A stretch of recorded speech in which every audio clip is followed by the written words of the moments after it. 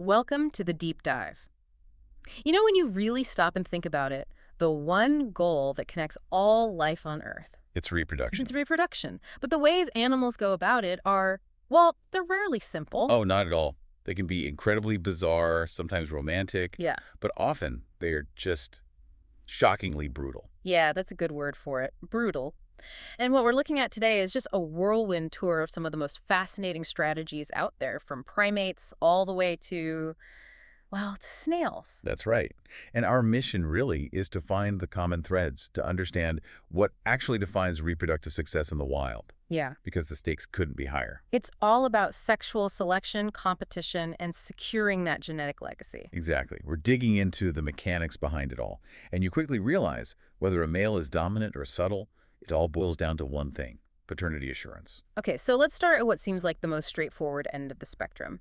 I'm talking about just raw dominance, physical control. Mate guarding taken to its absolute extreme. Right. And for that, we have to look at the crab-eating macaque. Huh.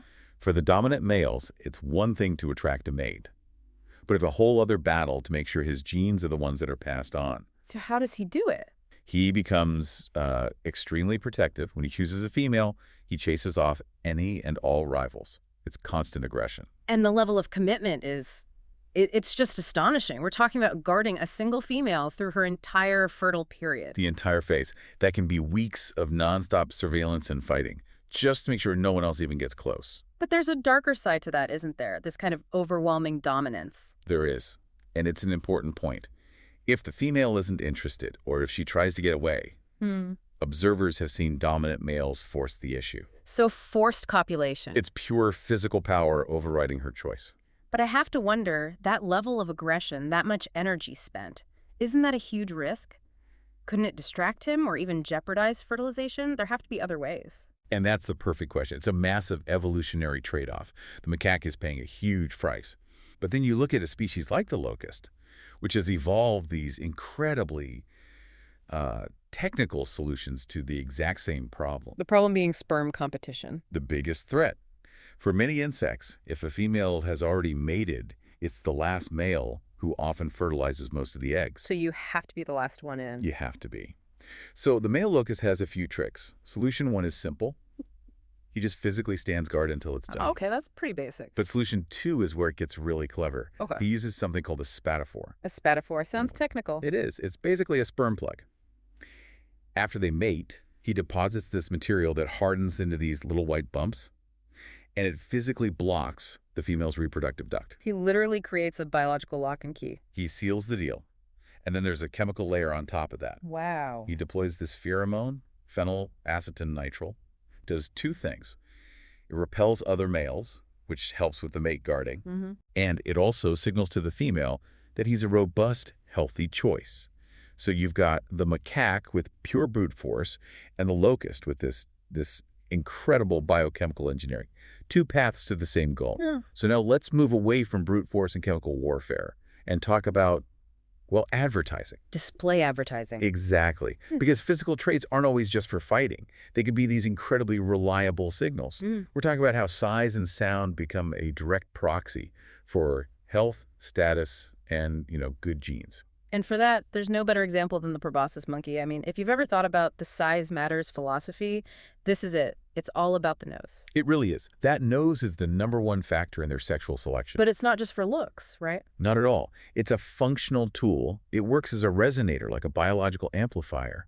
It allows the males to create these incredibly loud, deep sounds. So a female can hear him from far away and basically size him up based on his call. She can evaluate his strength and vigor before she even lays eyes on him. It's an auditory screening process. Okay, but this is where it gets really interesting. Researchers found this bizarre correlation. Oh, yes. The bigger the nose. The larger the genitals, on average. It's a true badge of status. It's not just about the sound. It's a signal of overall size and power. And it absolutely works. The males with the biggest noses attract harems, multiple females. The smaller-nosed males, they're stuck in what are called bachelor groups. So it's this dramatic signal, this huge nose, impressive hardware. But the punchline is kind of an anticlimax. It really is. After all that display, all that status signaling, the average copulation lasts for just 25 seconds. 25 seconds, all that work. The whole game is about securing the opportunity, not a prolonged performance. You see a similar thing with toads, actually. Right, at the calling stations. During mating season, the males all gather in ponds and lakes and just start calling. It's deafening. And the females swim around, scouting their options. What are they looking for? Either the loudest calls or just the biggest body size. Because a bigger toad is an older toad.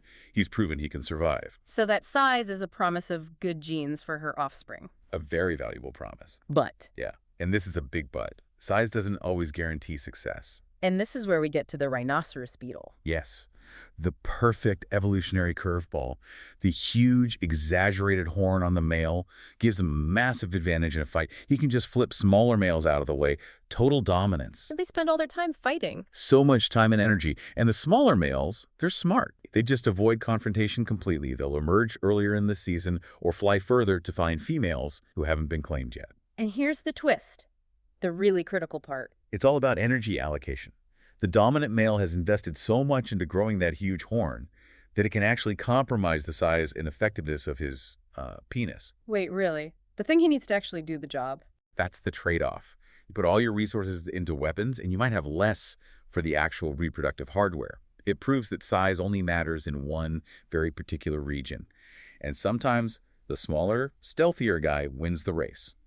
Okay, let's move into some of the truly extreme rituals, where we start to see some very unusual physical requirements and even, well, self-harm as part of courtship. And for that, we have to start with the snail. I mean, this behavior is just so contradictory. Right, because they're hermaphrodites. They have both male and female organs. Exactly. And they'll often switch roles after a round of mating. The male becomes the female and vice versa. Yeah. It's this total dedication to finding the best role for the moment. But the truly shocking part is the love darts. That's such a misleading name. It is. It involves the snail using this sharp amatorial organ to repeatedly stab its partner during foreplay. It's not gentle.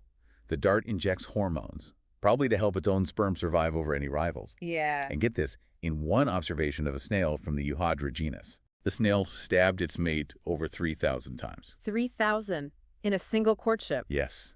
That level of biological compulsion it's just staggering. That is a painful new way to think about romance. Okay, moving from that to tortoises. They also have a very strange anatomical requirement to even get started. They do. To stimulate an erection, the female's short tail actually has to enter the male's cloaca. For anyone listening, the cloaca is that single opening that reptiles and birds use for, well, everything. Right. And her tail is specifically designed with grooves to help get him ready. But even with all that specialized anatomy, the act itself is described as slow, smelly, and generally not a graceful event. But what comes after is this incredible display of maternal care. It really is. The female tortoise digs these deep holes for her eggs, and to keep the walls from collapsing, she uses her own urine and mucus. She strengthens the nest with it. And the thick mucus also creates this cushion at the bottom, protecting the hard-shelled eggs from cracking.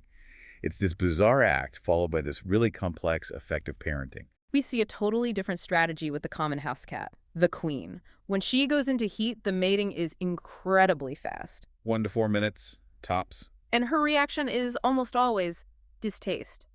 She tries to escape, she might attack the male, and then she frantically cleans herself right after. And this quick, almost transactional act leads to a key outcome.